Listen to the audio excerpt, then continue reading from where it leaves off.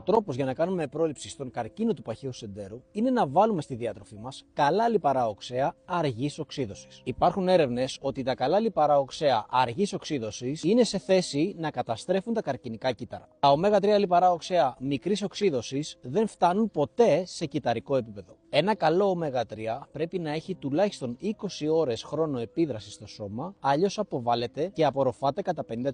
Τα ω3 που καταναλώνω εγώ έχουν χρόνο επίδρασης 35 ώρες στο σώμα μου, λαμβάνω το προϊόν μου μία φορά την ημέρα και έτσι πρακτικά αυτό δεν σταματάει ποτέ να λειτουργεί στο σώμα μου. Άλλο ένα απαραίτητο συστατικό για την πρόληψη του παχαίου σεντέρου είναι η προσθήκη φυτικών ινών στη διατροφή μας. Το 95% των ανθρώπων παγκοσμίως δεν λαμβάνει αρκετές φυτικές ίνες καθημερινά. Ένας μέσος άντρας, σύμφωνα με μελέτες, θα πρέπει να λαμβάνει 38 γραμμάρια φυτικών ινών καθημερινά. Έρευνες όμως δείχνουν ότι λαμβάνουμε το πολύ 17 γραμμάρια καθημερινά. Η μέση γυναίκα θα πρέπει να λαμβάνει τουλάχιστον 25 γραμμάρια καθημερινά και όμως καταναλώνει μόνο 15.